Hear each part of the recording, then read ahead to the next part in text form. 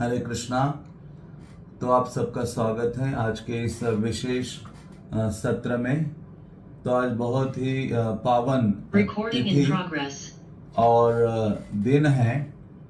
आप सब जानते हैं आज श्रीपाद सनातन गोस्वामी का तिरुभाव तिथि है और विशेषता जो गुरु पूर्णिमा है। वृंदावन में आज आप होंगे तो गोवर्धन परिक्रमा में कई लाख लोग हैं, 5-6 लाख से लोग अधिक लोग गोवर्धन की परिक्रमा कर रहे हैं आज लोग, और हजारों की संख्या में लोग वृंदावन आए हैं।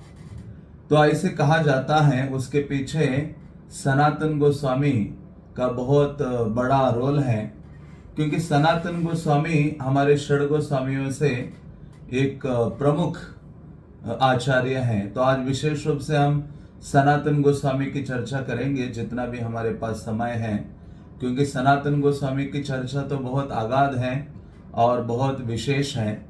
तो ये जो गुरु पूर्णिमा का दिन है, जिसको व्यास पूर्णिमा भी कहा जाता है, क्योंकि आज कृष्ण द्वापायन व्यास का आविर्भाव दिवस है। व्यासदेव आज के दिन ही जगत का कल्याण करने के लिए या जगत के जीवों का उद्धार करने के लिए प्रकट हुए थे। उनके पिता का नाम था पराशर और उनकी माता का नाम था मत्स्यगंधा। तो ऐसे कृष्ण द्वापायन व्यास श्रील व्यासदेव का पूरा नाम है। कृष्ण इसलिए कहा जाता है क्योंकि वो काले वर्ण के थे। द्वापायन का अर्थ है जिनका जन्म यमुना के एक द्वीप में हुआ था, और व्यास का अर्थ है कि वो जन्म लेते ही बड़े हो गए।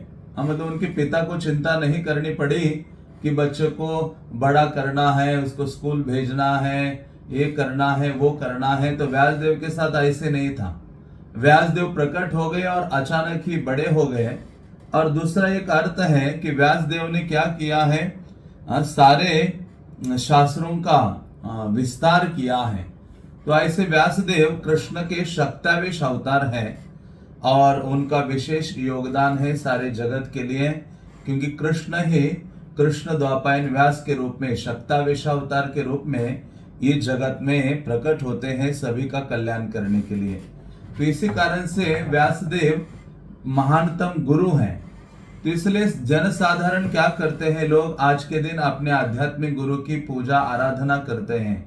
लेकिन जो 4 संप्रदाय हैं, उन 4 संप्रदायों के जो भक्तगण हैं आध्यात्मिक गुरु की पूजा या व्यास पूजा उस दिन मनाते हैं जिस दिन आध्यात्मिक गुरु का जन्म हुआ है।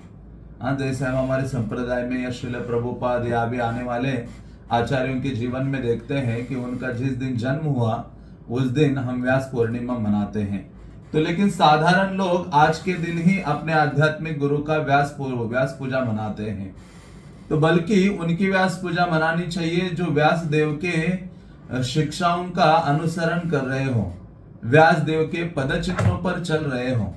आजकल तो हजारों गुरु बने हुए हैं, लेकिन कोई व्यक्ति व्यास देव के चरण चिन्हों का अनुगमन नहीं करता है।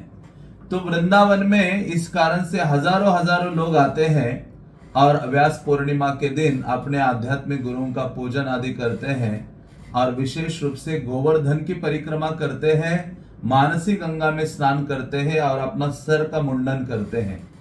तो वृंदावन में इसको मुड़िया पूर्णिमा कहा जाता है। क्यों कहा जाता है? क्योंकि उसके पीछे सनातन गोस्वामी है। सारे षड गोस्वामियों में से ये सनातन गोस्वामी की विशेषता क्या थी कि हर ब्रजवासी के घर घर में वो पहुंचे थे। इसलिए ब्रजवासीगण सनातन गोस्वामी को अपना एक फैमिली मेंबर ही मान लेते थे और पूरे ब्रज के गुरु थे, आचार्य थे। ब्रज के गांवों में जो लोग थे उनके वो गुरु थे जो सनातन गोस्वामी हैं। तो ऐसे सनातन गोस्वामी जब यहाँ ब्रज में निवास करते थे तो हर एक के घर जाते थे, उनकी घर की समस्याएं हैं, पति पत्नी की समस्याएं हैं, हर चीज लोग उनसे डिस्कस किया करते थे, खेतों के बारे में चर्चा करते थे। मानो तो सनातन गोस्वामी इतने करीब हो गए थे ब्रजवासियों के कि आज के दिन जब सनातन गोस्वामी ने अपना देह त्याग किया, कहाँ त्याग किया सनातन गोस्वामी ने अपना देह?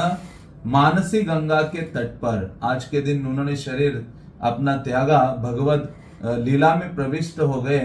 तो सारा ब्रजगण, सारे ब्रजवासी मानसी गंगा के तट पर गोवर्धन के तलहटी पर एकत्रित हो गए और क्रंदन करने लगे, रोने लगे, विलाप करने लगे। शास्त्र कहते हैं कि जब आध्यात्मिक गुरु इस जगत से चले जाए तो गुरु को एक बालक के भांति रोना चाहिए, अपना जो प्रेम है उनके प्रति इस प्रकार से व्यक्त करना चाहिए।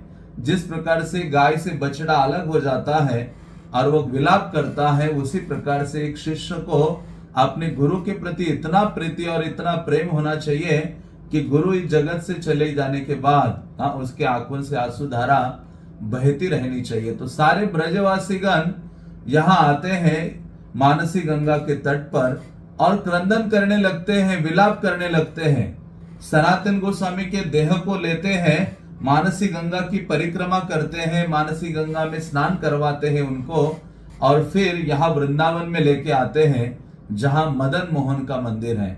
तो मदन मोहन सनातन गोस्वामी के प्राण है, लाइफ एंड सोल जिसको कहते हैं। तो उनके ही चरणों में मंदिर के निकट ही सनातन गोस्वामी की समाधि आज भी है। और आज तो हजारों वैष्णव वहां एकत्रित हुए थे, सनातन गोस्वामी का गुणगान कर रहे थे, उनकी पूजा अर्चना कर रहे थे, निरंतर कीर्तन और प्रार्थना कर रहे थे। तो इस प्रकार से सनातन गोस्वामी का संबंध इस व्यास पूर्णिमा से भी है, क्योंकि सनातन गोस्वामी ब्रज के आचार्य हैं, ब्रज के गुरु हैं। इतना बड़ा गौरव, इसलिए जब उन्होंने शरीर छोड़ा तो सारे ब्रजवासियों ने अपने सर का मुंडन कर लिया। और वो कहने लगे कि हम अनाथ हो गए, सनातन गोस्वामी हमारे जीवन में नहीं रहे। तो इस प्रकार से सनातन गोस्वामी हम तो जानते ही हैं, इस्कॉन में जब हम गौड़िया संप्रदाय में हैं, षड गोस्वामियों से हम परिचित हैं, और 6 गोस्वामियों में से एक सनातन गोस्वामी अति महत्वपूर्ण है। बल्कि ऐसे कहा गया है कि आज जो व्यास पूर्णिमा है, हर एक भक्तों को या शिष्य को अपने गुरु के प्रति कृतज्ञता को व्यक्त करने का दिन है, और गुरु के जो गुणों का स्मरण करने का दिन है, और अपने गुरु का उनके गुरु के प्रति जो समर्पण है उसको स्मरण करने का दिन है। तो इसलिए ये जो ग्रेटफुल होना आध्यात्मिक गुरु के प्रति, क्योंकि उनकी कृपा से ही हम आध्यात्मिक पथ पर विराजमान हैं, स्थित हैं। तो ऐसा ये कृतज्ञता का दिन है, और वास्तव में हम सनातन गोस्वामी के प्रति अपनी कृतज्ञता व्यक्त करते हैं, उनके बारे में चर्चा और कीर्तन करते हुए। क्योंकि सनातन गोस्वामी जैसे महान आचार्य का गुणगान करना देवताओं के लिए भी कठिन है, ऐसे कहा गया है। बल्कि शास्त्र कहते हैं श्री सनातनेर अद्भुत चरित, सनातन गोस्वामी का इतना विस्मित करने वाला चरित्र है कि इतना अद्भुत है कि बाल्यकाल से ही सनातन गोस्वामी को श्रीमद् भागवतम से गहन प्रेम था, राधा मदन मोहन से अत्यधिक प्रेम था, और चैतन्य महाप्रभु और वृंदावन के प्रति अत्यधिक लगाव और आसक्ति थी। तो ऐसे सनातन गोस्वामी की चर्चा हम करेंगे अपनी शुद्धि के लिए, क्योंकि शास्त्र कहते हैं और आज हम सुनेंगे कि वास्तव में चैतन्य महाप्रभु यही सिखाते हैं, आंखों का क्या फल है, कानों का क्या फल है, और जीवों का जिभा का क्या फल है। उसका फल यही है कि सनातन गोस्वामी जैसे महान वैष्णव का गुणगान करना, यही हमारे जीवा का असली लाभ या फल है। इसलिए कहते हैं जिस व्यक्ति को बहुत शीघ्रता से पवित्र होना है तो उसको वैष्णव चरित्र का श्रवण करने का लाभ उठाना चाहिए। वैष्णव या भक्तों के चरित्र को जब हम सुनते हैं तो हम तीव्रता से पवित्र हो जाते हैं, और साथ ही साथ हमारे अंदर डिटर्मिनेशन आता है गुरु और कृष्ण की सेवा के लिए, और नाम भजन के प्रति हमारा जो दृढ़ता है वो बढ़ने लगता है, डिटर्मिनेशन। इसलिए सारे वैष्णव में हम क्या देखते हैं, वो बहुत दृढ़ थे गुरु और कृष्ण की सेवा के लिए, नाम भजन के लिए अत्यधिक दृढ़ थे। इसलिए कभी कभी हम आध्यात्मिक जीवन में वीक हो जाते हैं, ढीले हो जाते हैं, हम सबका यह अनुभव है। तो क्या करते हैं भक्तगण, तुरंत प्रभुपाद का लीलामृत उठाते हैं और पढ़ने लगते हैं। जैसे 2-3 दिन पढ़ते हैं, तुरंत उनको वापस वो एनर्जी, वो प्रेरणा, वो शक्ति, सामर्थ्य आता है आध्यात्मिक जीवन में अग्रसर होने के लिए। तो इसलिए कहते हैं भक्ति विनोद ठाकुर, वैष्णव चरित्र बड़ा ही पवित्र, कि वैष्णव का चरित्र अति पवित्र है, सबको पवित्र करने वाला है। जो भी भक्त के संपर्क में आता है, कोई भी व्यक्ति कितना ही पतित क्यों ना हो, इन किन प्रकारे जो व्यक्ति वैष्णव के संपर्क में आता है उसका शुद्ध होना, पवित्र होना निश्चित है। श्रील प्रभुपाद हमारे सामने उदाहरण है। म्लेच्छ, यवन आदि जो निम्न कार्यों में लिप्त थे, श्रील प्रभुपाद के संपर्क में आने से इतने महान हो गए हैं कि उनके संपर्क में जो आ रहे हैं वो उनको शुद्ध कर रहे हैं। इतना सामर्थ्य आ जाता है एक व्यक्ति के अंदर। इसलिए कहा गया है, नरोत्तम दास ठाकुर कहते हैं, गंगार परश हैले पछाते पावन। गंगा में जाकर स्नान करने से हम पवित्र होते हैं, पावन होते हैं, लेकिन तुम्हारा दर्शन है, हम भगवान के भक्त का दर्शन करने मात्र से हम पवित्र हो जाते हैं। तो ऐसे सनातन गोस्वामी की कई सारे लीला आदि से आप परिचित होंगे, कई कथाओं में या लेक्चर्स में आपने कई बार श्रवण किया होगा। लेकिन बारंबार श्रवण करने से क्या होता है, वो चीज हमारे चित्त में स्थित हो जाती है और हम शुद्ध हो जाते हैं। तो ऐसे सनातन गोस्वामी का प्राकट्य 1488 में हुआ था और वो सारस्वत ब्राह्मण परिवार में उनका जन्म हुआ था। उनके पिता का नाम कुमार देव और माता का नाम श्री रेवती देवी था और वो 3 पुत्र थे अपने माता पिता के। एक थे श्री अमर, श्री संतोष और श्री वल्लभ। श्री अमर ये सनातन गोस्वामी का नाम था, श्री संतोष ये रूप गोस्वामी का नाम था और श्री वल्लभ ये अनुपम, उनके जो सबसे छोटे भाई थे, और जो जीव गोस्वामी के पिता थे अनुपम, उनका ये नाम था श्री वल्लभ। तो इस प्रकार से ऐसे ये महानतम आचार्यों का जन्म एक ही परिवार में हुआ है। बल्कि ये वृंदावन के जो 6 गोस्वामी हैं उनमें से एक ही परिवार के 3 गोस्वामी हैं, रूप गोस्वामी, सनातन गोस्वामी और जीव गोस्वामी। ये तीनों एक ही परिवार के हैं। तो वैष्णव समाज में सनातन गोस्वामी और रूप गोस्वामी को दुर्लभ रत्न कहा गया है। चैतन्य महाप्रभु जब भी अपने भक्तों की चर्चा करते थे, या तो उनको सेनापति कहते थे रूप सनातन को, या दूसरा महाप्रभु कहते थे कि ये क्या है, रत्न है। इसलिए कहा गया है कि जैसे हरिदास ठाकुर ने जब अपना देह त्यागा तो चैतन्य महाप्रभु क्रंदन करने लगे और चैतन्य महाप्रभु ने बोला कि रत्न शून्य हैल मेदिनी, ये जो पृथ्वी देवी है वो रत्न से विहीन हो गई है। तो इसलिए वैष्णव को साधारण नहीं समझना चाहिए। वैष्णव ये उसका जो स्थिति है वो भगवान से भी बढ़कर है। इसलिए भगवान कहते मद भक्ता पूजा व्याधि कहा। इसलिए जो वैष्णव तत्व है ये बहुत समझना आवश्यक है, क्योंकि वैष्णवता या वैष्णव को भौतिक बुद्धि के द्वारा, भौतिक दृष्टि के द्वारा नहीं समझ सकते, ना आकलन कर सकते हैं। इसलिए चैतन्य महाप्रभु ने कहा ये रूप गोस्वामी, सनातन गोस्वामी अति दुर्लभ है। आपको याद होगा कि जब चैतन्य महाप्रभु दक्षिण भारत की यात्रा में गए थे, तब जब गोपाल भट्ट गोस्वामी को मिले और गोपाल भट्ट गोस्वामी को चैतन्य महाप्रभु ने कई आदेश दिए।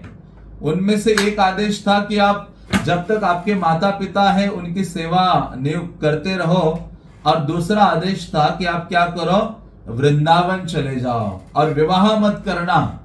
तो उस समय गोपाल भट्ट गोस्वामी को चैतन्य महाप्रभु कहते हैं, पुनः कहे आचिरे जाइब वृंदावन, मिलिब दुर्लभ रत्न रूप सनातन। हे गोपाल भट्ट, आचिरे जाइब वृंदावन, अब शीघ्रता से वृंदावन चले जाना और मिलिब दुर्लभ रत्न रूप सनातन। रूप और सनातन गोस्वामी जैसे दुर्लभ रेयर वैष्णवाज हैं। इसलिए कहा गया है ऐसे जो उन्नत वैष्णव होते हैं उनको अपने जीवन में प्राप्त करना अति दुर्लभ होता है। जब हमारा बहुत भाग्योदय हो जाता है तब महानतम वैष्णव का दर्शन और उनका संग, श्रवण आदि का लाभ हमें प्राप्त हो जाता है। क्योंकि ये महानतम वैष्णव का सामर्थ्य क्या होता है, चैतन्य महाप्रभु के संप्रदाय के आचार्य देवकी नंदन दास कहते हैं, ब्रह्मांड तारिते शक्ति धरे धने जने, कि ये वैष्णव इतने शक्ति संपन्न होते हैं कि एक ही भक्त काफी है महाप्रभु का इस ब्रह्मांड का उद्धार करने के लिए। तो उसी प्रकार से ये रूप और सनातन गोस्वामी ये साधारण नहीं है, जो बचपन से ही जहां वो निवास कर रहे थे पूर्णतः वृंदावन की भावना में निमग्न थे। वृंदावन कॉन्शियसनेस जिसको कहते हैं, वृंदावन की चेतना, वृंदावन की चेतना क्या है कि मन शरीर वाणी से पूर्ण रूपेण कृष्ण को प्रसन्न करने की जो भावना है वो वृंदावन चेतना है। और जहां जहां वो वृंदावन, जैसे आपने सुना होगा कि सनातन गोस्वामी और रूप गोस्वामी ये दोनों उनकी सेवा में नियुक्त थे। बंगाल के जो शासक थे, मुस्लिम शासक नवाब हुसैन की सेवा में नियुक्त थे और उनकी सेवा करते हुए रामकेली नामक ग्राम में वो रहा करते थे। तो रामकेली ग्राम आज भी है, आप जाते हैं मायापुर से कई घंटे दूर जाने के पश्चात मालदा के पास ये रामकेली आता है और बहुत सुंदर स्थल है। आज भी वहां जाते तो ऐसे लगता है वृंदावन का फीलिंग हमें महसूस होता है। और सुबह शाम हजारों गायें वहां चरने के लिए निकलती हैं, हर घर के सामने गायें हैं और इतना सुंदरतम वातावरण है रामकेली का। रामकेली नाम इसलिए भी पड़ा कि भगवान राम और सीता देवी उस स्थान में गए थे वनवास काल में और उन्होंने कई प्रकार की लीलाएं वहां की, जहां रूप गोस्वामी और सनातन गोस्वामी रहते थे और भगवत भक्ति में निमग्न रहते थे। और उन्होंने कई, उनका रामकेली के जो कई स्थान थे उनको कई वनों के नाम उन्होंने प्रदान किए। आज भी आप जाते हैं तो रामकेली में श्याम कुंड है, राधा कुंड है और उसको वो नव वृंदावन कहा करते थे। जैसे श्रील प्रभुपाद अमेरिका गए और उन्होंने ये जो भावना जो जहां उन्होंने स्थापित किया ना, न्यू वृंदावन, न्यू जगन्नाथपुरी वगैरह वगैरह, तो ये सब कहां से आया है? ये रूप गोस्वामी और सनातन गोस्वामी से आया है, क्योंकि उन्होंने रामकेली को वृंदावन का वातावरण बनाया था, जहां सब जगह कदम्ब के वृक्ष पाए जाते हैं, तमाल के वृक्ष पाए जाते हैं, सुगंधित पुष्पों के वृक्ष आदि पाए जाते हैं। और वहां सनातन गोस्वामी ने राधा मदन मोहन के विग्रह की स्थापना की। आज भी आप जाते हैं तो वहां राधा मदन मोहन के विग्रह हैं, जिनकी आराधना होती है, जिनकी सेवा पूजा स्वयं सनातन गोस्वामी पाद ने की थी। तो ऐसे सनातन गोस्वामी के चरित्र के बारे में भक्ति रत्नाकर में नरहरि चक्रवर्ती कहते हैं, श्री सनातन अति अद्भुत चरित श्रीमद् भागवते जार अतिशय प्रीत। तो सनातन गोस्वामी के कई अन्य अलग अलग गुण आदि हैं, तो उनमें से वो कहते हैं कि सनातन गोस्वामी का अति अद्भुत चरित, ऐसा अद्भुत चरित्र है कि श्रीमद् भागवतम के प्रति उनका बहुत अधिक प्रेम था। और हमारे संप्रदाय में हम देखते हैं कि हमारे आचार्यों की जो आसक्ति है वो वृंदावन के प्रति है, हरिनाम के प्रति है और श्रीमद् भागवतम के प्रति है, जो चैतन्य महाप्रभु के जीवन से हम सीखते हैं। चैतन्य महाप्रभु बाल्यकाल से ही भागवत का आलिंगन किए थे, नवदीप में भी भागवत सुनते थे और जब संन्यास लेने के उपरांत जगन्नाथपुरी गए तो भी भागवतम में डूबे रहते थे गदाधर पंडित के साथ और सदैव हरिनाम लेते थे। और वृंदावन की भावना महाप्रभु के हृदय में थी, वही भाव हमारे सारे आचार्यों के हृदय में है। इन तीन चीजों के प्रति, भागवत के प्रति और हरिनाम के प्रति और कृष्ण की लीला स्थली जो ब्रजभूमि वृंदावन है उसके प्रति आसक्ति है। तो ऐसा कहते हैं कि सनातन गोस्वामी का बहुत गहन प्रेम भागवतम के प्रति था। जब एक बार वो शयन कर रहे थे, सो रहे थे, तो स्वप्न में श्रीमद् भागवतम उनको प्रदान किया भगवान ने। और सुबह जब सनातन गोस्वामी उठते हैं और स्वप्न भंग होने के बाद उठते हैं, अपनी पूजा आदि करते हैं, तो अचानक देखते हैं कि एक जो ब्राह्मण है वो दरवाजे में खड़ा है और वो उनको पुकार रहा है। तो सनातन गोस्वामी अपनी पूजा आदि से उठकर जाते हैं और देखते हैं तो वो ब्राह्मण श्रीमद् भागवतम की प्रति लेकर आया था और सनातन गोस्वामी को देता है और सनातन गोस्वामी को कहता है, आप इसका अध्ययन करो, जीवन में आप सर्व सिद्धि प्राप्त करोगे केवल श्रीमद् भागवतम का अध्ययन करने मात्र से। तो सनातन गोस्वामी के पूरे जीवन में हम देखते हैं कि उन्होंने श्रीमद् भागवतम को बहुत नजदीक रखा था अपने और सदैव भागवतम में डूबे रहते थे। इसलिए आगे चलकर उन्होंने श्रीमद् भागवतम के ऊपर एक टीका लिखी जिसको वैष्णव तोषणी कहा जाता है। श्रील प्रभुपाद ने अपने कई तात्पर्यों में यह वैष्णव तोषणी को भी उद्धृत किया है।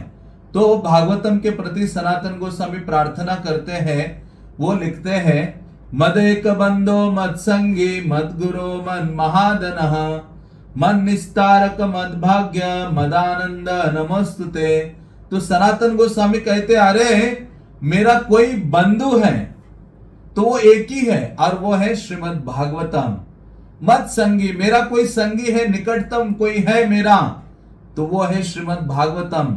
मत गुरु, मेरा कोई गुरु है तो वो श्रीमद् भागवतम है। मन महाधनः, मेरा कोई धन है, संपदा है, वो श्रीमद् भागवतम है। तो वास्तव में ये अनुराग है, इसको कहते हैं श्रीमद् भागवतम के प्रति अति गुड़ प्रेम, हाँ ये आसक्ति है। तो इसी प्रकार से आचार्यगण हमें अपने जीवन से सिखाते हैं कि कैसे भागवतम के प्रति आसक्त होना चाहिए। भागवतम में डूबने का अर्थ है कृष्ण के लीला चरित्र में डूब जाना, कृष्ण के चरणों में आसक्त हो जाना। भागवतम के प्रति किसी व्यक्ति की आसक्ति उदित हो जाती है, भागवतम के बिना वो रह नहीं सकता प्रतिदिन, तो समझना चाहिए कि वो व्यक्ति कृष्ण से आसक्त हो गया है। तो इसलिए वो कहते हैं मन निस्तारक मद भाग्य, भागवतम ही मेरा उद्धार करने वाला है। हाँ, इसलिए तो श्रील प्रभुपाद सर्वप्रथम अमेरिका गए तो कोई ग्रंथ लेके गए अपने साथ, वो श्रीमद् भागवतम था। क्योंकि भागवतम क्या है? कृष्ण का साक्षात अवतार है, लिटररी इनकारनेशन, शब्द अवतार है भगवान का। इसलिए घर में भागवतम है तो कृष्ण साक्षात वहां उपस्थित है। ऐसे कहा जाता है घर में विग्रह भी ना हो, भागवतम को आप आरती दीप धूप आदि कर सकते हो, भोग लगा सकते हो, सब कुछ कर सकते हो जैसा विग्रह के साथ करते हो। तो हमारे आचार्यगण भागवतम को इस प्रकार से ट्रीट करते थे। इसलिए सनातन गोस्वामी कहते मेरा उद्धारक है भागवतम, मेरा कोई उद्धार करेगा तो ये भागवतम करेगा। मद भाग्य मदानंद नमस्तुते, कहते भागवतम मेरा भाग्य है और भागवतम मुझे आनंद प्रदान करने वाला है। तो इसलिए हमें सोचना चाहिए कि श्रील प्रभुपाद ने दिन रात एक करके अंग्रेजी भाषा में श्रीमद् भागवतम को अनुवादित करके तात्पर्य देकर प्रदान किया है। और ये साधारण कार्य नहीं है। हाँ, क्योंकि श्रीमद् भागवतम को श्रील प्रभुपाद ने कहा कि मेरा ये जीवन का सर्वोच्च कार्य और वो पूरा देना चाहते थे। और इतिहास में आज तक किसी व्यक्ति ने भागवतम को इतना सही ढंग से तात्पर्यों के साथ प्रस्तुत नहीं किया है जो आने वाले 10,000 साल के जो लोग हैं जो समझ सके। तो ये जो भागवतम हमें अपॉर्चुनिटी मिलती है तो प्रतिदिन पढ़ना चाहिए। बल्कि जिनकी दीक्षा हुई है उनको एक भी दिन ऐसा नहीं गवाना चाहिए कि भागवतम को ना पढ़े। हाँ, क्योंकि मृत्यु कभी भी आने वाली है। हाँ, बल्कि परीक्षित महाराज कहते हैं कि मुझे भागवतम श्रवण करना है, शुकदेव गोस्वामी के चरणों में बैठे किसी अन्य चीज को स्वीकार ना करते हुए और केवल भागवत सुनते रहे। तो सनातन गोस्वामी कहते हैं कि ऐसा ये भागवतम है। तो सनातन गोस्वामी के चरित्र से पहली चीज हम सीख सकते हैं कि भागवतम के प्रति उनका गहन अनुराग था। बल्कि ये मुस्लिम शासक नवाब हुसैन के यहाँ वो नौकरी करते थे, तो एक बार उन्होंने बीमारी का बहाना बनाया कि मैं बहुत बीमार हूं, मैं अभी ये आपके मंत्री आदि जो कार्य उनके पास था, वो प्रधानमंत्री थे नवाब हुसैन शाह के यहाँ। उस समय सनातन गोस्वामी का नाम साकर मल्लिक था। साकर का अर्थ होता है छोटा और मल्लिक का अर्थ होता है राजा, छोटा राजा। क्यों? नवाब हुसैन शाह का जो सारा कार्य है ये सनातन गोस्वामी संभालते थे। और जो दबीर खास है वो प्राइवेट सेक्रेटरी थे या वित्त मंत्री भी थे। दबीर खास मीन्स रूप गोस्वामी। तो ऐसे सनातन गोस्वामी का हृदय तो केवल चैतन्य महाप्रभु को देखने के लिए और कृष्ण का ये जो भागवतम है उसमें निमग्न रहने के लिए लालायित रहता था। तो एक बार तो उन्होंने बहाना बनाया, उस मुस्लिम शासक को कहा कि मुझे तो अभी मैं बीमार हूं, मैं थोड़ा आराम करना चाहता हूं घर में। और उन्होंने क्या किया, बहुत लंबा छुट्टी लिया।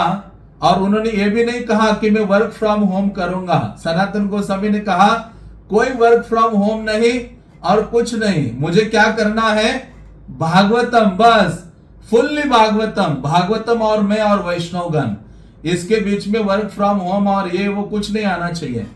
तो सनातन गोस्वामी बीमारी का बहाना बनाकर भागवत श्रवण करते रहे, सारे ब्राह्मणों को वैष्णवों को बुलाया और बुलाकर वो स्वयं चर्चा करते थे और उनसे भी सुना करते थे और पूरे डूबे हुए थे दिन रात भागवतम में।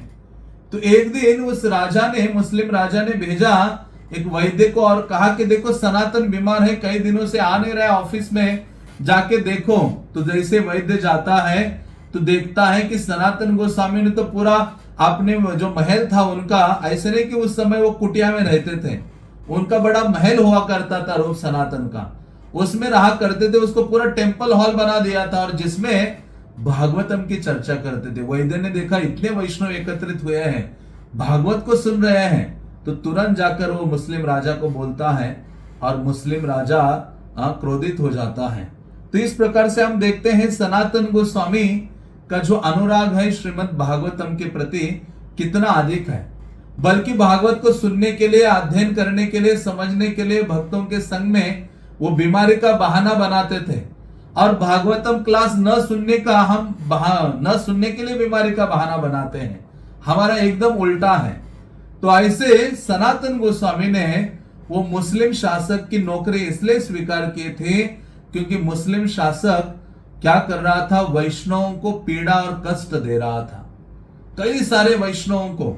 तो इसलिए सनातन गोस्वामी ने उसकी सेवा स्वीकार की क्योंकि वैष्णवों को कोई पीड़ा आदि ना हो, कष्ट ना हो, दुखमय स्थिति उनको प्राप्त ना हो।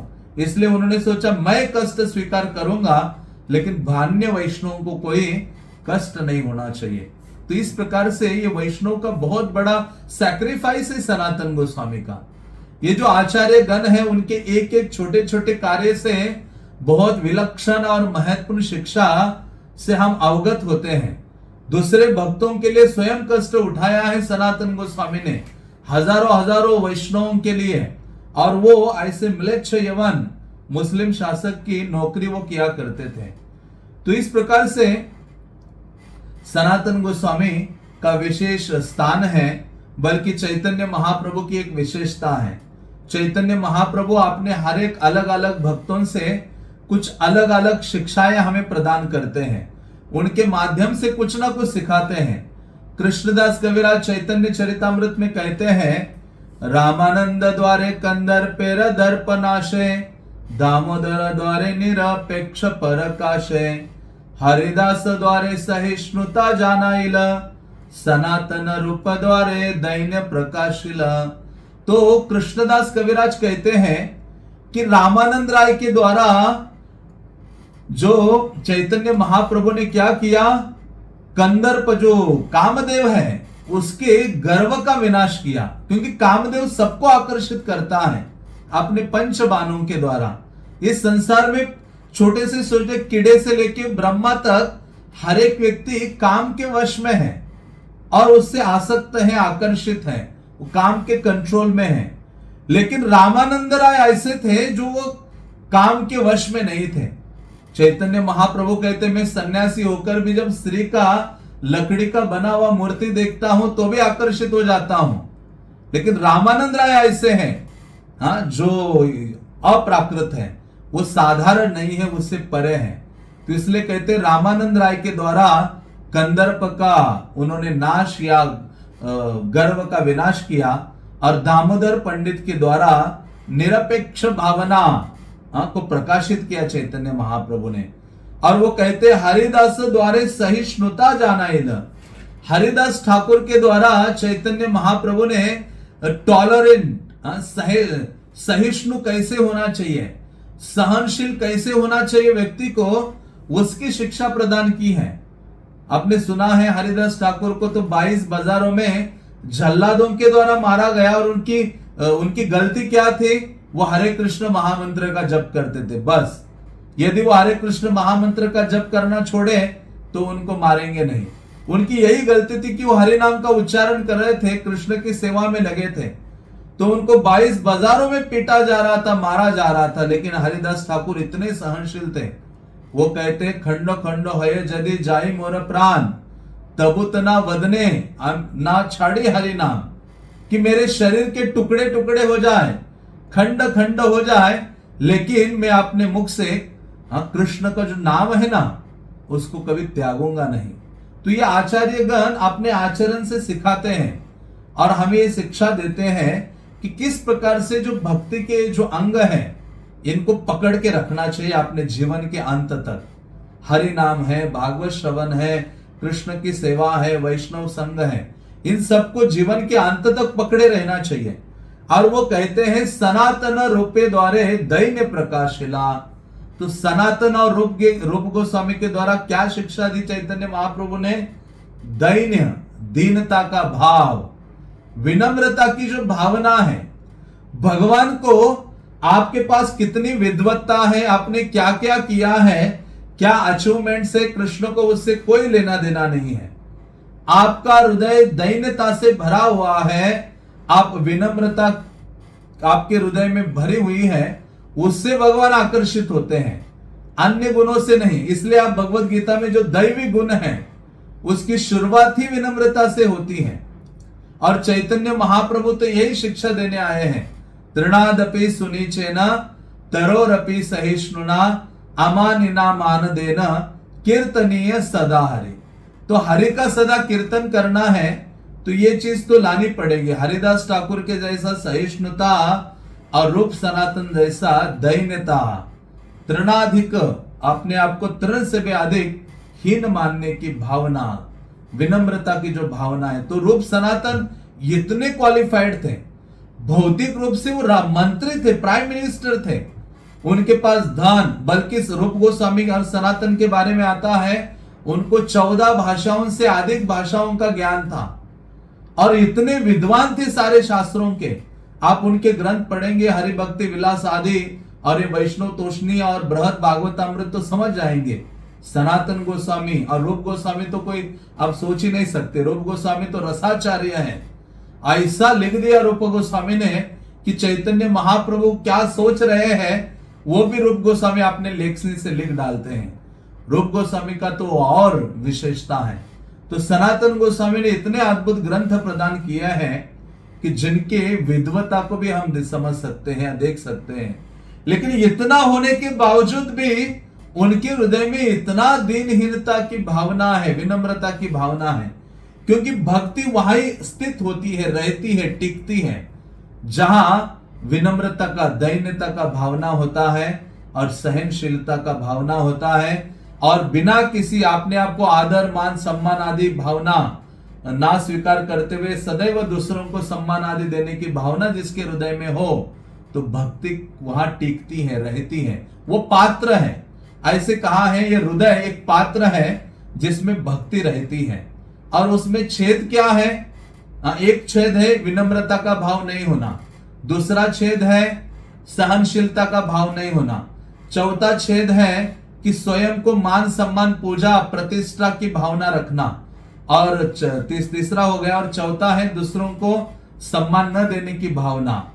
हाँ, तो ये महाप्रभु ने जो 4 चीजें उस श्लोक में दी है, यदि वो नहीं है तो मानो उस पात्र को छेद पड़े हुए हैं और जिससे भक्तिमय, सारा भक्तिमय जीवन उससे नष्ट हो जाता है या चला जाता है। तो ऐसे जो रूप सनातन गोस्वामी हैं उनके द्वारा चैतन्य महाप्रभु इस प्रकार की शिक्षा प्रदान करते हैं। और वो निवास करते थे राम केले में और सदा विग्रह की सेवा करते थे, भागवत का अध्ययन करते थे, और उनके हृदय में एक ही लालसा थी कि हमें चैतन्य महाप्रभु को मिलना है, चैतन्य महाप्रभु को देखना है। कृष्णदास कविराज कहते हैं जैसी मछली पानी के बिना, जल के बिना नहीं रहती, उसी प्रकार से इनकी हालत हो गई थी सनातन गोस्वामी की, जो महाप्रभु को मिलने चाह रहे थे, इतनी लालसा थी। श्री कृष्ण चैतन्य चंद्र विहरे नदिया, सदा उत्कंठित तार दर्शन लागिया। कहते उस समय महाप्रभु तो नदिया में विहार कर रहे थे, नवद्वीप में, और इनके हृदय में उत्कंठा थी, दर्शन लागिया, महाप्रभु का दर्शन करने की उत्कंठा इनके हृदय में थी। और ऐसे सनातन गोस्वामी बीच बीच में चैतन्य महाप्रभु को खत लिखते थे, लेटर लिखते थे, और वो लेटर सची माता के हाथ में पहुंचता था। कई बार वो पढ़ती थी और चैतन्य महाप्रभु को देती थी नवद्वीप में निमाई को, तो चैतन्य महाप्रभु पढ़ के आनंदित होते थे और उनके हृदय की भावना को जानते थे। तो चैतन्य महाप्रभु ने उनको एक लेटर लिखा उस समय जब ये राम केले में थे, और महाप्रभु ने अब संन्यास नहीं लिया था, उससे पहले चैतन्य महाप्रभु ने एक श्लोक लिख के भेजा जिसके द्वारा वो समझ गए कि हम नवाब हुसैन के यहाँ नौकरी कर रहे हैं, फिर भी हमें किस भावना से रहना चाहिए। तो वहां चैतन्य महाप्रभु कहते, परव्यसनिनी नारी व्यग्रापी ग्रह कर्मसु तदेवास्वादयति। हाँ, वो कहते हैं कि परव्यसनिनी नारी, यदि किसी स्त्री को दूसरे पुरुष का व्यसन हो जाता है, मतलब अपने पति के अलावा पर पुरुष का संग करने की या प्रेमी है उसका, तो वो क्या करती है, ऐसा बहाना बनाती है, मानो वो बहाना तो नहीं कहा जा सकता, लेकिन घर में कितनी ही बिजी क्यों ना हो, व्यग्रापी ग्रह कर्मसु, घर के कार्य में कितने भी व्यस्त क्यों ना हो, लेकिन फिर भी अपने हृदय में क्या करती है, आपने उस प्रेमी को मिलने की जो भावना है, आनंद है, वो रस है, उसको आस्वादन करती रहती, उसके संगति का रस। तो उसी प्रकार से चैतन्य महाप्रभु ने कहा, आप क्या करो, उसी प्रकार से आप चाहे उस राजा के यहाँ नौकरी कर रहे हो, भौतिक जगत में फंसे हो, लेकिन वो सब कार्य करते हुए भगवत चिंतन में अपना मन और हृदय को लगाओ। जैसे आचार्यगण उदाहरण देते हैं कि गांव में स्त्रियां जल लाने के लिए जाती है कुएं पर, और सर के ऊपर घड़े रखते हुए चलती हैं, और 4-5 जो स्त्रियां होती हैं चलते समय आपस में बातें करती हैं, चर्चा करती हैं, सब कुछ हो रहा है, चल रही है, चर्चा कर रही है, इधर उधर देख रही है, लेकिन उनका पूरा ध्यान उन घड़ों के ऊपर है। ऐसा कभी नहीं होता कि सर के ऊपर से घड़े गिर जाए, ऐसा नहीं होता, उनका ध्यान मन उधर होता है। तो उसी प्रकार से महाप्रभु कहते हैं कि आप चाहे वहां हो, लेकिन आप मन से क्या करो, कृष्ण का और हृदय से कृष्ण का चिंतन आदि में लगाओ। तो ऐसे रूप सनातन भगवान चैतन्य महाप्रभु को मिलने के लिए अत्यधिक लालयित थे, और प्रथम मिलन का वर्णन कृष्णदास कविराज चैतन्य चरितामृत में करते हैं। वो कहते हैं कि सनातन गोस्वामी मिले थे पहली बार चैतन्य महाप्रभु को, कैसे और कब मिले थे और क्या हुआ था। तो कृष्णदास कविराज कहते हैं कि चैतन्य महाप्रभु ने जब संन्यास लिया, और संन्यास लेकर महाप्रभु की इच्छा तो वृंदावन जाने की थी, लेकिन उनकी माता ने कहा आप जगन्नाथपुरी में निवास करो, क्योंकि नवद्वीप और जगन्नाथपुरी एक ही घर के 2 कमरे हैं। हाँ, नवद्वीप से लोग जगन्नाथपुरी जाते हैं रथ यात्रा के लिए, और जगन्नाथपुरी से लोग नवद्वीप आते हैं गंगा स्नान करने के लिए। तो आपके बारे में मुझे सुनने को मिलेगा, ये सच्ची माता ने कहा था चैतन्य महाप्रभु को, और चैतन्य महाप्रभु जगन्नाथपुरी में रहने लगे, और वहां से पहली बार जगन्नाथपुरी से महाप्रभु वृंदावन के लिए निकले। जैसे निकले तो वो पहले नवद्वीप कुलिया की ओर आए, कुलिया नामक ग्राम जो नवद्वीप के निकट है, और वहां से चैतन्य महाप्रभु राम के लिए आते हैं। तो महाप्रभु जब उस समय वृंदावन के लिए निकले थे, तो हजारों लोग चैतन्य महाप्रभु के पीछे चल रहे थे। जहां जहां चैतन्य महाप्रभु अपने चरण रखते थे, वहां वहां लोग दौड़ के जाते थे और मिट्टी उठा लेते थे, और पूरे कई किलोमीटर रास्ते में बड़े बड़े गड्ढे बने थे चैतन्य महाप्रभु की चरण धूलि लेकर। हाँ, लोग आनंद अनुभूति कर रहे थे। तो ऐसे चैतन्य महाप्रभु वृंदावन के रास्ते में जाते जाते बंगाल का ही ये जो राम के लिए नामक ग्राम है छोटा सा, वहां पहुंचते हैं, और वहां पहुंचकर एक तमाल वृक्ष के नीचे चैतन्य महाप्रभु विश्राम करते हैं। आज भी आप राम के लिए जाओगे तो बहुत विशाल वो तमाल वृक्ष है, जिसके नीचे चैतन्य महाप्रभु ने विश्राम किया था, और जिसके नीचे चैतन्य महाप्रभु ने रूप और सनातन गोस्वामी को दीक्षा प्रदान किए थे। तो ऐसे चैतन्य महाप्रभु जब वहां पहुंचे, तो करोड़ों लोग, हजारों लोग चैतन्य महाप्रभु को देखने के लिए आए, और जो मुस्लिम राजा था वो भी चकित हो गया। उसने जब दूर से ही महाप्रभु को देखा तो वो कहता है, बिना दाने लोक जार पाचे हाय, सही तो गोसाइया यहाँ जानी है निश्चय।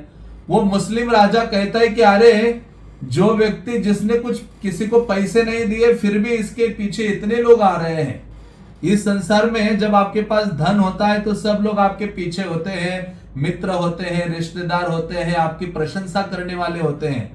जैसे आपके पास धन आदि चला जाता है तो सारे लोग अपना रास्ता नाप लेते हैं, अलग से हो जाते हैं। जैसे भागवतम में कहा गया है कि जब तक पेड़ के ऊपर फ्रूट्स हैं तब तक पक्षी उस पर निवास करते हैं, और शिष्यगण भी तब तक गुरु के पास रहते हैं जब तक वो सीखते हैं। सीखने के बाद उनको भी छोड़कर दूर दूर चले जाते हैं।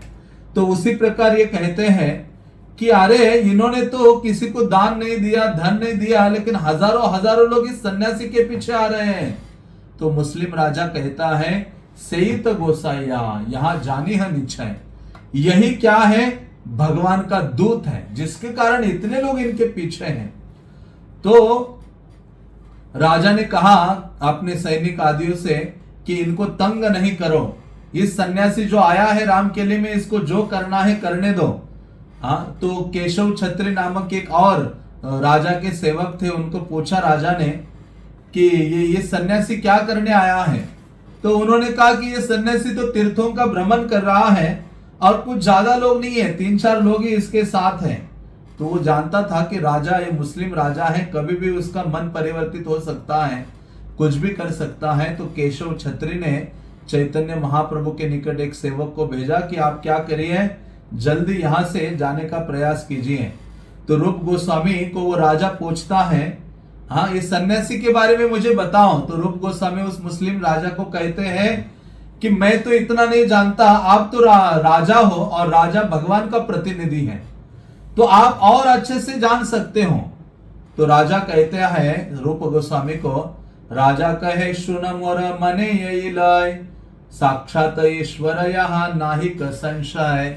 तो राजा कहता है कि मुझे तो लगता है, मेरे मन में यही आ रहा है कि ये जो सन्यासी है ना, ये साधारण सन्यासी नहीं है, ये साक्षात ईश्वर है, साक्षात भगवान है श्री चैतन्य महाप्रभु। और वास्तव में उसने सही पहचाना था। व्यक्ति के ऊपर जब भगवान की कृपा होती है या वैष्णव की कृपा होती है, तभी वो व्यक्ति ईश्वर तत्व को जानता है, भगवत तत्व को समझता है।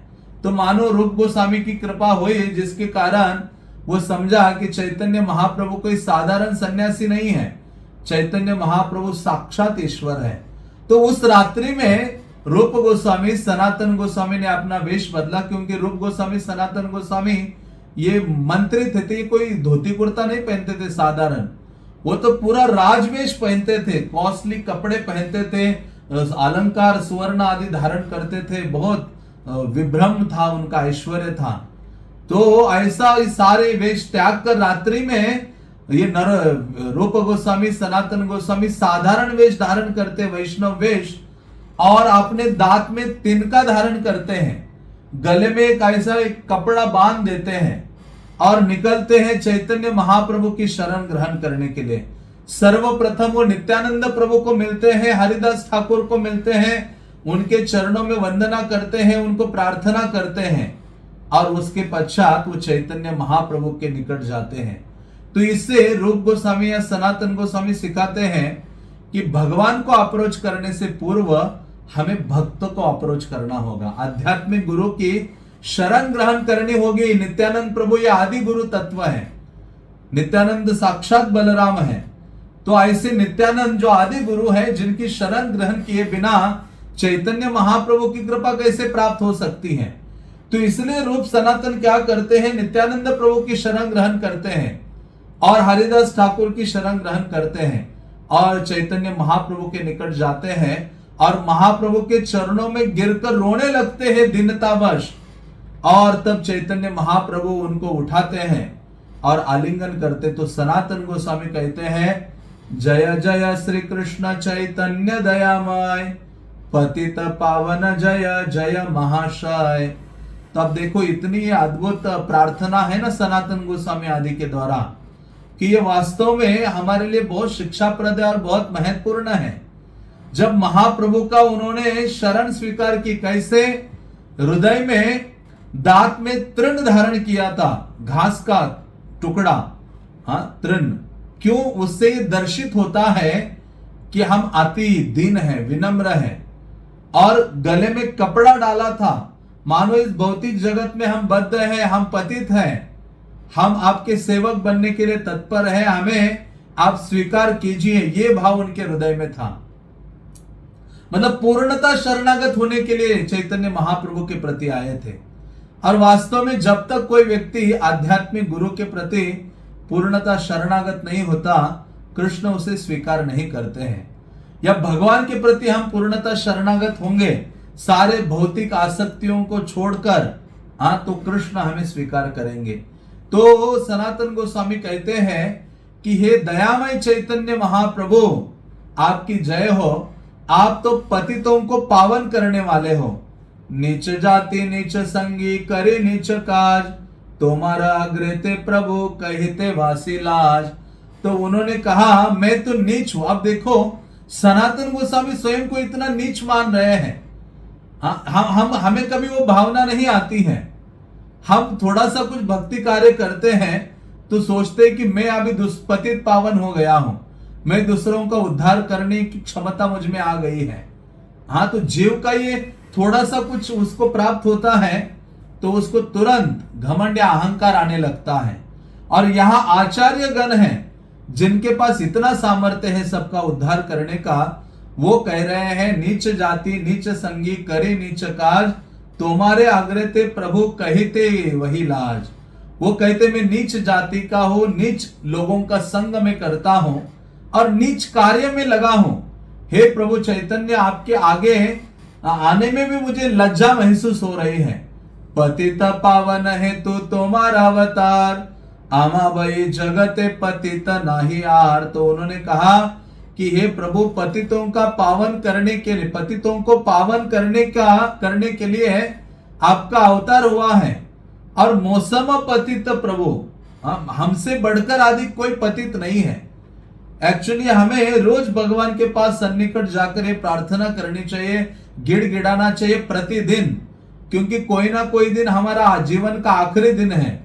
यदि आज हम गिड़गिड़ाएंगे नहीं कृष्ण के सामने, वैष्णव गुरु के सामने प्रार्थना नहीं करेंगे, तो कल हमें वो अपॉर्चुनिटी नहीं मिलेगी, क्योंकि कल हमारे पास वो जीवन नहीं होगा। तो इसलिए आज वो दया, बहुत दीनहीनता की भावना रोज कृष्ण के सामने हम कम से कम, जो इन आचार्यों ने जो ये गीत आदि दिए हैं दीनता के, उनका उच्चारण तो करना चाहिए। जैसे नरोत्तम दास ठाकुर महाप्रभु के प्रति उनका जो कीर्तन है उसको गा सकते हैं। तो इसलिए वो कहते हैं हमसे बढ़कर कोई पतित नहीं है।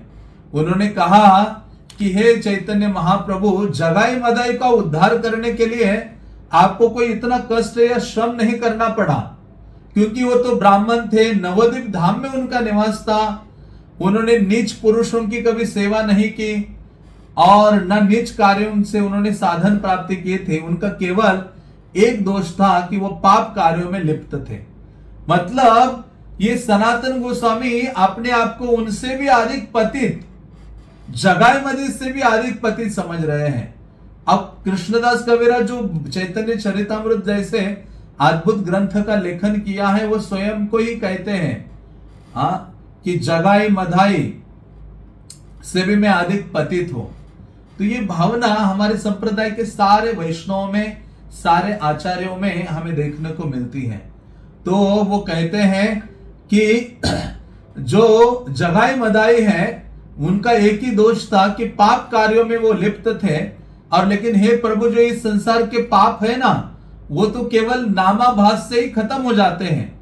कोई व्यक्ति निंदा पूर्वक भी हरे कृष्ण मंत्र बोलता है तो भी उसके जीवन के सारे पाप नष्ट हो जाते हैं। तो कहते हैं जगाई मदाई है ते कोटि कोटि गुण, अधम पतित पापी आमे दुई जान।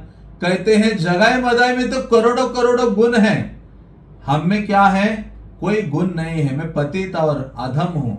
म्लेच्छ जाति म्लेच्छ सेवी करी म्लेच्छ कर्म, गो ब्राह्मण द्रोही संगे आमार संगम। तो वो कहते हैं म्लेच्छ जाति का हूं, म्लेच्छ लोगों की सेवा मैंने की है, ऐसे मुस्लिम लोगों की सेवा में लगा हूं जो शासक पाप कार्यों में लिप्त है। करी म्लेच्छ कर्म, जो म्लेच्छ कार्य कर रहा हूं मैं। ऐसे लोग जो ब्राह्मणों के द्वेषी है, गायों के दोषी हैं, वैदिक संस्कृति की द्वेषी हैं, ऐसे लोगों की सेवा में और संग में मैं हूं। इस प्रकार से सनातन गोस्वामी पूरा अपना मानो सब कुछ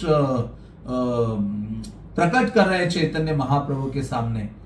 और वो कहते हैं, प्रार्थना करते हुए सनातन गोस्वामी कहते हैं, आमा उद्धार या जदि देखाओ निज बल, पतित पावन नाम तबे ते सफल। यदि आप अपना पूरा बल दिखाओगे ना मेरा उद्धार करने में, तो हे चैतन्य महाप्रभु आपका ये जो नाम है ना पतित पावन, ये सफल हो जाएगा। तो इस प्रकार से वो कहते हैं चैतन्य महाप्रभु उनको, वो कहते हैं कि हम तो छोटे वामन के समान हैं, लेकिन हम चांद को पकड़ना चाहते हैं। तो इस प्रकार से उन्होंने कहा। तो चैतन्य महाप्रभु ने जब ये सुना तो चैतन्य महाप्रभु हंसने लगे। चैतन्य महाप्रभु ने कहा, सुनी महाप्रभु कहे सुनद अभिरखास, तुम्ही दुई भाई मोर पुरातन दास। महाप्रभु ने कहा, अरे आप तो मेरे पुरातन शाश्वत सेवक हो। आजी है ते दुहार नाम रूप सनातन, दैने छाड़ तुम्हारा दैने फाटे मोर मन। उन्होंने कहा, आज से आपका नाम क्या होगा? रूप होगा, और साकर मल्लिक का नाम सनातन होगा। तो उसी वृक्ष के नीचे राम केली ग्राम में तमाल वृक्ष के नीचे ये सारा संवाद हो रहा था, जहां इन्होंने शरणागति स्वीकार की थी, और जहां रूप गोस्वामी और सनातन को दीक्षा प्रदान की, नाम प्रदान किया था। और इन्होंने कहा कि आप ये दीनता को छोड़िए, ऐसे दीनता से मेरा हृदय फट रहा है। और वास्तव में यही है, दीनहीन भाव सबको आकर्षित करता है, और जब अत्यधिक हम दिखाते हैं कृष्ण के लिए तो कृष्ण आकर्षित हो जाते हैं। चैतन्य महाप्रभु ने कहा, ये गौड़ देश राम के लिए आदि आना, ये मेरा कोई अन्य प्रयोजन नहीं था, केवल आप दोनों को मिलने के लिए मैं यहां आया हूं। हाँ, इस प्रकार से चैतन्य महाप्रभु जो वृंदावन जाते जाते रूप सनातन को मिले थे, यह उनकी वृंदावन जाने का अंतरंग कारण था, और बाह्य कारण था वृंदावन जाना। हाँ, तो चैतन्य महाप्रभु ने उनके सर के ऊपर हाथ रखे, अपने दोनों चरण उनके मस्तक के ऊपर रख दिए, और चैतन्य महाप्रभु ने उपस्थित सभी भक्तों को कहा, हे भक्तों, रूप सनातन के प्रति दयालु हो जाओ, और क्या करो, इनके ऊपर कृपा करो। सारे भक्त हरि हरि कहने लगे, और सारा जो वातावरण है भगवान नाम से गूंजने लगा। तो सनातन गोस्वामी ने कहा राजा के बारे में उनको, चैतन्य महाप्रभु को, और उन्होंने कहा कि ये वृंदावन जाने की परिपाटी ऐसी नहीं है। वृंदावन जिसके संग में लाखों लोग जा रहे हैं, या ऐसा वृंदावन जाने के लिए ऐसी विधि नहीं है। हाँ, तो चैतन्य महाप्रभु फिर उन दोनों से दूर चले जाते हैं। कनाई नटशाला नामक ग्राम, आगे वृंदावन की ओर निकलते हैं, तो बंगाल में ही कनाई नटशाला नामक ग्राम में पहुंचते, जहां आज इस्कॉन का सुंदर मंदिर है। तो चैतन्य महाप्रभु वहां रात्रि में विश्राम कर रहे थे। तो उस समय सनातन गोस्वामी के बारे में सोच रहे थे कि सनातन गोस्वामी ने मुझे कहा था कि वृंदावन जाने की ये परिपाटी नहीं है, विधि नहीं है कि लाखों लोगों को लेकर आप वृंदावन चले जाओ। तो सनातन गोस्वामी ने महाप्रभु को कहा था, एकाकी जाइब किंवा संगे एक जन, तबे से शोभय वृंदावने रगमन। वृंदावन तो अकेले जाना चाहिए, या किसी एक को अपने साथ ले जाना चाहिए, तभी वृंदावन जाने की शोभा है। हाँ, वृंदावन ये ऐसा स्थान है जो भजन करने के लिए है, भगवान के प्रति और आसक्ति का उदय करने के लिए। हाँ, वृंदावन है, सेवा को और तीव्र और बढ़ाने के लिए ये वृंदावन है। तो इस प्रकार से चैतन्य महाप्रभु सनातन का स्मरण करते हैं, और सनातन गोस्वामी और रूप गोस्वामी उस समय महाप्रभु के मिलने के पश्चात निश्चय करते हैं कि अभी ये सब कुछ त्याग देना है, छोड़ देना है, राजपाट कार्य आदि, और वृंदावन चले जाना है। तो रूप गोस्वामी अपना जॉब छोड़ देते हैं, और उनके अपने छोटे भाई अनुपम को लेकर या श्री वल्लभ को लेकर वृंदावन चले जाते हैं।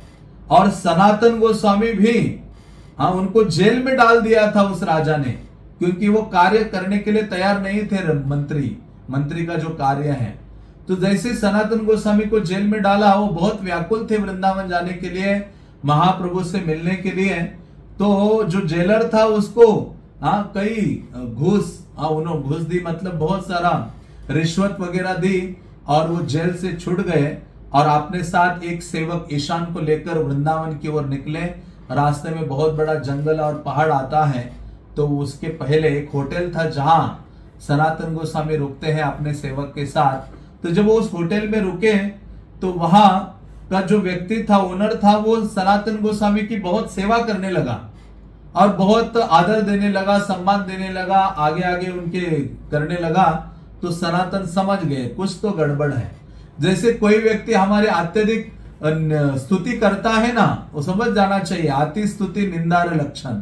बहुत ज्यादा स्तुति हो रही है उसका अर्थ है अत्यधिक निंदा हो रही है। तो उसी प्रकार से सनातन गोस्वामी ने सोचा कि ये बहुत आदर दे रहा है, बहुत सम्मान दे रहा है, खाने पीने को दे रहा है, तो इसके पीछे कुछ ना कुछ इसका हेतु है। तब वो उन्होंने क्या किया, अपने सेवक को पूछा, ईशान तुम्हारे पास कुछ धन लाए हो क्या? ईशान कहता है मेरे पास 8 मोहरे हैं, गोल्ड कॉइन है, हाँ सोने के सिक्के हैं। तो कहते यही कारण है ये मृत्यु को अपने साथ लेकर चल रहे हो। सनातन गोस्वामी ने वो ईशान से वो 8 जो सोने के सिक्के थे वो लिए और उस व्यक्ति के सामने रख दिए। कहते ये आप ले लो। तो वो व्यक्ति कहता है कि आज रात आपको मारने वाले थे हमें पता था कि आपके पास गोल्ड कॉइन है। हाँ, तो सनातन गोस्वामी इतने विद्वान थे या इतने एक्सपर्ट थे, तो उस ईशान को वापस भेजते हैं। सनातन गोस्वामी वहां से चलकर आते हैं हाजीपुर नाम का स्थान, जहां वो अपने बहन के जो पति हैं श्रीकांत, उनसे मिलते हैं, जो वहां मार्केट में घोड़े खरीदने के लिए आए थे। और सनातन गोस्वामी तो इतनी लंबी दाढ़ी मानो एक दरवेशी हो। हाँ, तो ऐसे जब सनातन गोस्वामी वहां मिले तो श्रीकांत के पास एक सुंदर ब्लैंकेट था जो उन्होंने सनातन गोस्वामी को दिया, क्योंकि सनातन गोस्वामी तो जहां वृक्ष मिले कहां भी रहते थे और आगे आगे अपनी यात्रा कर रहे थे। तो ऐसे चलते चलते वो कहां पहुंचते हैं, वो पहुंचते हैं वाराणसी, जहां चैतन्य महाप्रभु अभी वृंदावन की यात्रा करके वाराणसी आए थे। और वाराणसी में जब चैतन्य महाप्रभु निवास कर रहे थे चंद्रशेखर के घर में, तो चंद्रशेखर के घर में चैतन्य महाप्रभु बैठे थे। सुबह चंद्रशेखर को कहा, हे चंद्रशेखर देखो देखो दरवाजे में जाओ, बाहर एक वैष्णव बैठा हुआ है। तो चंद्रशेखर बाहर जाता है तो कोई वैष्णव नहीं दिखाई दिया। हाँ, उनको दिखा दिया एक लंबा दाढ़ी वाला और मैले कुचले कपड़े पहने हुए हैं और पूरा शरीर गंदा हुआ है, और लगा कि कोई मुस्लिम दरवेश या कोई ऐसा घूमने वाला व्यक्ति होगा, ऐसा ही वो सोच रहे थे। तो लेकिन वापस आए, महाप्रभु को कहते बाहर कोई नहीं है। तो चैतन्य महाप्रभु कहते बाहर जो दिख रहा है ना दरवेश के जैसा, हाँ एक व्यक्ति, तो वो वैष्णव है, उनको अंदर ले आओ। तो उनको अंदर ले आते हैं। तो चैतन्य महाप्रभु को जैसे सनातन गोस्वामी ने देखा, बल्कि सनातन गोस्वामी को जब चैतन्य महाप्रभु ने देखा, हाँ तो चैतन्य महाप्रभु दौड़ने लगे। दौड़ के चैतन्य महाप्रभु सनातन गोस्वामी का आलिंगन करते हैं। और कृष्णदास कविराज कहते हैं, तारे आलिंगन करी प्रेमाविष्ट हैला। सनातन गोस्वामी का आलिंगन करने मात्र से चैतन्य महाप्रभु के हृदय में मानो प्रेम जागृत हो गया है, प्रेम से आविष्ट हो गए और दोनों रोने लगे। चैतन्य महाप्रभु सनातन से इतना प्रेम करते हैं ना, आप चैतन्य चरितामृत में देखोगे कि मानो सबसे ज्यादा महाप्रभु ने किसी का आलिंगन किया है तो वो सनातन गोस्वामी का है। उनको जगन्नाथपुरी में पूरा 1 साल रखा और प्रतिदिन जगन्नाथ का दर्शन करके जाते थे और आलिंगन करते थे। तो ऐसे दोनों क्रंदन करने लगे और भावावेश में आ गए। तो ये जो चंद्रशेखर जिनके घर में चैतन्य महाप्रभु रुके थे, वो सोचने लगा ये कौन सा व्यक्ति है जिसकी इतनी लंबी दाढ़ी है, मैले कुचले कपड़े उन्होंने पहने हैं, ऐसी स्थिति में है। तो चैतन्य महाप्रभु ने सनातन को एक अच्छे सुंदर ऊंचे स्थान में बिठाया और बिठाकर चैतन्य महाप्रभु ने अपने हाथों से उनके सफाई करने लगे। और सनातन कहते हैं कि हे प्रभु मेरा स्पर्श मत कीजिए। तो सनातन गोस्वामी को चैतन्य महाप्रभु कहते हैं, प्रभु कहे तो मां स्पर्शी आत्मा पवित्रिते, भक्ति वाले पाए तुम्हें पार तुम्हें ब्रह्मांड शोधिते। तो कहते आ रहे हैं, प्रभु कहे तोमा स्पर्शी आत्मा पवित्रते, हे सनातन तुम्हारा स्पर्श करने से मैं स्वयं पवित्र हो रहा हूं और भक्ति बले पार तुम्हें ब्रह्मांड शोधिते। हाँ, तुम्हारे भक्ति बल के कारण तुम इतने सामर्थ्यवान हो कि सारे ब्रह्मांड को शुद्ध करने का सामर्थ्य तुम में है, और तुम कह रहे हो मेरा स्पर्श नहीं करो। वास्तव में सनातन गोस्वामी जैसा महानतम वैष्णव नहीं है इस पृथ्वी में। तो ऐसे सनातन गोस्वामी का स्पर्श करने मात्र से महाप्रभु स्वयं को पवित्र क्या करते थे। हम देखते हैं कि वैष्णव को किसी तीर्थों में जाने की आवश्यकता नहीं है। वो तीर्थ यात्रा तो इसलिए करते हैं दूसरे जीवों के उद्धार करने के लिए। उनमें इतना सामर्थ्य होता है कि वो उन तीर्थों को भी पवित्र करने का सामर्थ्य वैष्णव में है। तीर्थी कुर्वन्ति तीर्थानि स्वांतस्तेन गदावृता, क्योंकि वैष्णव के हृदय में गदाधर कृष्ण है। जो वैष्णव जहां जहां जाते उस स्थान को, नदियों को, तीर्थों को पवित्र करते हैं, बाकी लोग उससे पवित्र हो जाते हैं। तो चैतन्य महाप्रभु ने कहा, बहुत सुंदर शिक्षा है। महाप्रभु सनातन के सामने कहते हैं, तोमा देखी तोमा स्पर्शी गाई तोमार गुण सर्वेंद्रिय फल ये शास्त्र निरूपण। तो कहते, अरे सनातन सारे इंद्रियों का फल तो यही है। आप जैसे वैष्णव को देखना, आपका स्पर्श करना, और ये सनातन आपके महिमा का गुणगान करना, यही तो सारे इंद्रियों का फल है। फिर महाप्रभु ने एक सुंदर श्लोक बोला, कृष्णदास कविराज लिखते हैं, वो कहते हैं, अक्ष्णो फलम त्वादृश दर्शनम ही तनो फलम त्वादृश गात्र संगः जिह्वा फलम त्वादृश कीर्तनम ही सुदुर्लभा भागवता ही लोके। तो चैतन्य महाप्रभु कहते हैं, अक्ष्णो फलम त्वादृश दर्शनम ही, हे सनातन इन आंखों का फल तो यही है आपका दर्शन करना। तनो फलम त्वादृश गात्र संगः, और इस शरीर का फल यही है आप जैसे महानतम वैष्णव का संग प्राप्त करना। जिह्वा फलम त्वादृश कीर्तनम ही, मेरी जिह्वा का यही फल है कि आप जैसे वैष्णव का क्या करना, गुणानुवाद करना, आप जैसे वैष्णव की महिमा का गान करना। क्योंकि संसार में सुदुर्लभा भागवता ही लोके, इस संसार में सुदुर्लभ है भगवान के जो भक्त हैं, भागवत भक्त हैं। हाँ, तो चैतन्य महाप्रभु ने कहा, देखो कृष्ण बहुत दयामय है सनातन। हाँ, तुम्हारा उद्धार उन्होंने महारौरव से किया है। तो सनातन कहते हैं, मैं तो कृष्ण को नहीं जानता हूं। सनातन कहे कृष्ण आमी नाही जानी, हमारा उद्धार है तो तुम्हारा कृपा मानी। तो सनातन गोस्वामी कहते हैं, महाप्रभु मैं तो कृष्ण को जानता नहीं हूं, मैं तो किसको जानता हूं, आपको जानता हूं, आपके कारण मेरा उद्धार हुआ है। तो ये वैसे ही है भागवतम में, जहां प्रहलाद महाराज कहते हैं कि मेरा जो उद्धार है वो नारद मुनि के द्वारा हुआ है। मैं तो एक बड़े से गड्ढे में, कुएं में गिरा हुआ था, मेरा उद्धार नारद मुनि ने किया है। तो मेरा कर्तव्य है कि मैं नारद मुनि की सेवा अपने अंतिम क्षण तक करूं। तो उसी प्रकार से ये कह रहे हैं कि मेरा उद्धार तो हे चैतन्य महाप्रभु आपने किया है, कृष्ण तो बहुत दूर है। तो उसी प्रकार से हमारा उद्धार श्रील प्रभुपाद के माध्यम से और उनके भक्तों के माध्यम से हुआ है। तो इसलिए हमें श्रील प्रभुपाद के प्रति अत्यधिक कृतज्ञ रहना चाहिए। हर क्षण प्रभुपाद हमारे समक्ष होने चाहिए और उनकी सेवा के लिए तत्पर रहना चाहिए। क्योंकि हम तो कृष्ण को नहीं जानते हैं, ना अन्य परंपरा के आचार्यों को जानते हैं। हमारे निकट तो श्रील प्रभुपाद हैं, जिनके कारण हमारा उद्धार हुआ है, जिन्होंने सारे जगत में ये कृष्ण भावना आंदोलन पहुंचाया है। और पात्रा पात्र विचार न करते हुए सभी को ये हरि नाम प्रदान किया है, भागवतम प्रदान किया है, श्री विग्रह प्रदान किए हैं, प्रसादम प्रदान किया है, भक्तों का संग प्रदान किया है। तो ये श्रील प्रभुपाद की कृपा है।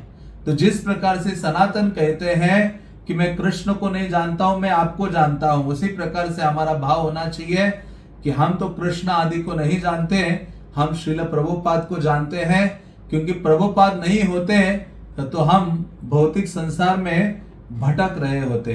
तो इस प्रकार से जो सनातन गोस्वामी वहां मिलते हैं बनारस में या वाराणसी में, और चैतन्य महाप्रभु कहते हैं, मैं आपके दोनों भाई रूप और अनुपम को मिला था प्रयाग में, और अभी तुम इतनी लंबी दाढ़ी और बाल बढ़े हुए हैं, जाओ जाओ हाँ शेविंग करके आ जाओ। तो मानो चैतन्य महाप्रभु ने ये बताया है सबको क्या करना चाहिए, हेड शेव करके क्लीन रहना चाहिए। हाँ, ऐसे प्रभुपाद कहा करते थे। हाँ, प्रभुपाद ने कहा ना, तो प्रभुपाद कहते हैं ऐसा बाबा जी वेश नहीं धारण करो, आप क्या करो, हाँ इस्कॉन में बिल्कुल नीट एंड क्लीन, जैसे महाप्रभु ने सनातन को कहा वैसे रहो। तो उन्होंने तपन मिश्र को कहा इनको जरा नए कपड़े दे दो। तो सनातन गोस्वामी कहते हैं कि मुझे नए वस्त्र नहीं चाहिए, हे तपन मिश्रा आपके जो पुराने कपड़े हैं वही मुझे दे दो। तो सनातन गोस्वामी के हृदय में इतना वैराग्य की भावना थी, और सनातन गोस्वामी के वहां तपन मिश्र के घर में जो भी उचिष्ट था उसको ग्रहण करते थे, या फिर बनारस में थोड़ा सा मधुकरी करते थे और अपना जीवन यापन करते थे। चैतन्य महाप्रभु से रोज मिलते थे। चैतन्य महाप्रभु ने देखा अरे इसके पास एक कंबल, इतना सुंदर ब्लैंकेट है। बार बार चैतन्य महाप्रभु जब भी मिलने आते थे उनकी नजर उसी पे जाती थी। तो एक दिन उन्होंने देखा कि अरे ये इनकी नजर मेरे ब्लैंकेट के ऊपर हमेशा रहती है। तो सनातन गोस्वामी गंगा के तट पर जाते, एक साधु वहां लेटे हुए थे, उनको कहते आपका फटा पुराना जो ये गुदड़ी है ना, आपका जो वस्त्र है वो मुझे दे दो और मेरा ये ब्लैंकेट आपको ले लो। तो वो व्यक्ति कहता है आप मुझसे मजाक तो नहीं कर रहे हो? सनातन कहते नहीं नहीं मजाक नहीं है, आप मुझे वो पुराना ब्लैंकेट दे दो और आप ये ले लो। तो सनातन गोस्वामी उसको स्वीकार करते हैं और महाप्रभु के पास आते हैं। तो महाप्रभु आनंदित हो जाते हैं। महाप्रभु सोच रहे थे सनातन अभी सारी आसक्ति तो चली गई, हाँ ये एक छोटी सी ब्लैंकेट की आसक्ति क्यों, उसको भी त्याग दो। हाँ तो वो त्याग के आए ही थे चैतन्य महाप्रभु के पास, और महाप्रभु ने क्या किया, उनको शिक्षाएं प्रदान की। चैतन्य महाप्रभु के निकट आए वाराणसी में, और चैतन्य महाप्रभु के चरणों में उन्होंने निवेदन किया और प्रश्न पूछा, आपनार हिताहित किछु न जानी, ग्राम्य व्यवहारे पंडित ताई सत्य मानी। मैं तो अपना हिताहित नहीं जानता हूं, मेरा हित किसमें है अहित किसमें है, बल्कि सभी लोग मुझे बहुत पंडित विद्वान मानते हैं। कृपा करे यदि मोरे करे अच्छे उद्धार, आपन कृपा ते कह कर्तव्य आमार। चैतन्य महाप्रभु को कहते आप कृपा कीजिए और बताइए मेरा क्या कर्तव्य है, ये मनुष्य जीवन मुझे प्राप्त हुआ है। के आमी के नियामाय जारे तापत्राय, यहां जानी के मने हित है। वो कहते हैं कि मैं कौन हूं, क्यों मुझे इस संसार के ताप कष्ट दे रहे हैं, अब मैं इसको नहीं जानता हूं, और मेरा हित किसमें हो सकता है। तो ऐसे कई प्रश्न पूछे और उन्होंने कहा साध्य साधन तत्व पूछिते ना जानी, कृपा करी सब तत्व कहता अपनी। उन्होंने कहा मुझे साध्य साधन तत्व आदि की व्याख्या कीजिए, मैं नहीं जानता हूं। फिर वाराणसी में सनातन गोस्वामी को 1 महीने के लिए चैतन्य महाप्रभु ने शिक्षा प्रदान की, सनातन शिक्षा जिसको बोलते हैं। चैतन्य चरितामृत में सबसे बड़ी शिक्षा ये सनातन शिक्षा जो 5 अध्यायों में है मध्य लीला के, जिसमें भगवान ने जीव तत्व, संबंध तत्व, प्रयोजन तत्व, इन सबकी शिक्षा प्रदान किया। और साथ ही साथ जो वैष्णव विधि का जो ग्रंथ है हरि भक्ति विलास, कि वैष्णव को कैसे रहना चाहिए, कैसे कार्य करना चाहिए, उसके लिए प्रेरित किया। हाँ तो इस प्रकार से उनको शिक्षाएं प्रदान की, और चैतन्य महाप्रभु ने उनको 4 कार्य करने के लिए कहे सनातन गोस्वामी को, और उनको वृंदावन भेजा। क्या 4 कार्य थे? महाप्रभु ने कहा वृंदावन चले जाओ और जो लुप्त तीर्थ है, कृष्ण की लीला स्थलियां हैं, उनका उद्धार करो। दूसरा है शुद्ध भक्ति सिद्धांतों की स्थापना करो। तीसरा है कृष्ण के विग्रहों को प्रकट कराओ वृंदावन में। चौथा है वैष्णव स्मृति ग्रंथ का संकलन या लेखन करो, और वैष्णव सदाचार का प्रचार करो। तो चैतन्य महाप्रभु ने ये 4 कार्य उनको प्रदान किए। सनातन गोस्वामी वृंदावन आते हैं और वृंदावन में निवास करने लगते हैं। तो सनातन गोस्वामी के बारे में तो और कई सारी चीजें कही जा सकती हैं, लेकिन मुझे लग रहा है टाइम शायद हो गया है हमारा, तो ये बहुत लंबा चर्चा हो सकता है सनातन गोस्वामी के बारे में। तो मैं यहाँ विराम करता हूँ, और अंत में ये कहना चाहूँगा कि सनातन गोस्वामी बहुत दृढ़ थे अपने व्रत में। वृंदावन में रह के उन्होंने व्रत लिया था कि मैं प्रतिदिन गोवर्धन की परिक्रमा करूंगा। तो ये गोवर्धन, वृंदावन से गोवर्धन 30 किलोमीटर है।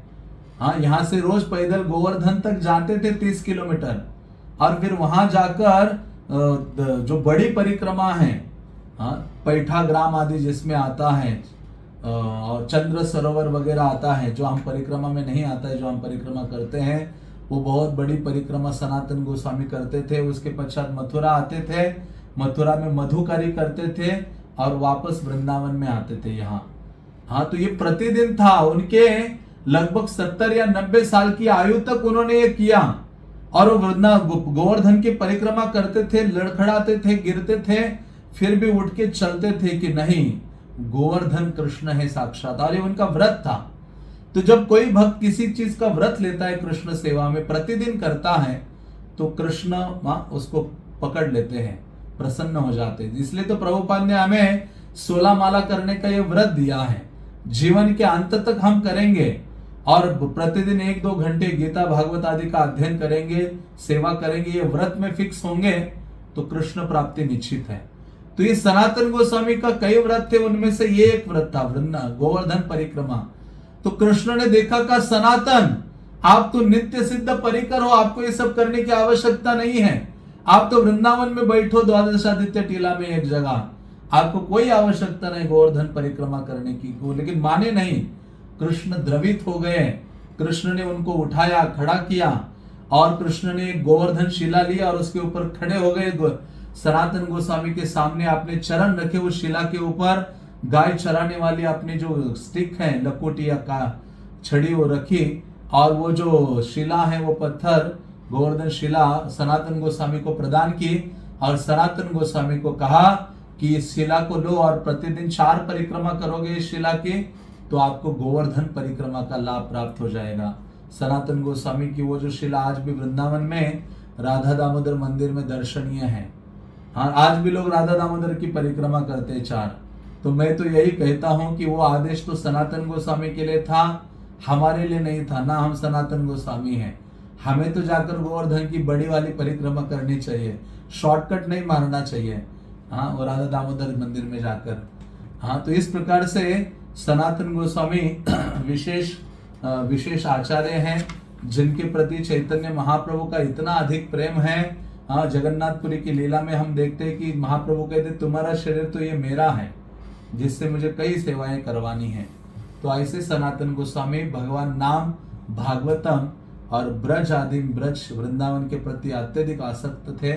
और आज के दिन ही सनातन गोस्वामी ने अपना शरीर छोड़ा था मानसी गंगा के तट पर।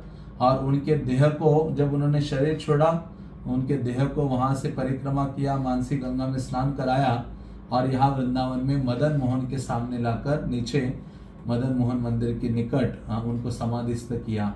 और तो इस प्रकार से सनातन गोस्वामी विशेष वैष्णव आचार्य हैं, षड गोस्वामियों से एक है, जिनके चरणों में हमें प्रार्थना याचना करनी चाहिए कि वो शक्ति सामर्थ्य दे, जिसके द्वारा हमारा अनुराग थोड़ा सा भागवतम में हो जाए, हरि नाम में हो जाए, वृंदावन के प्रति हो जाए, वैष्णव संघ के प्रति हो जाए, और प्रभुपाद और गुरु वैष्णव की हम थोड़ी सी कुछ ना कुछ सेवा कर सके। हरे कृष्णा कृष्णा कृष्णा हरे हरे, हरे राम राम राम हरे हरे। श्रील सनातन गोस्वामी तिरुभाव तिथि की जय। श्रील प्रभुपाद की जय। गुरु पूर्णिमा महामहोत्सव की जय।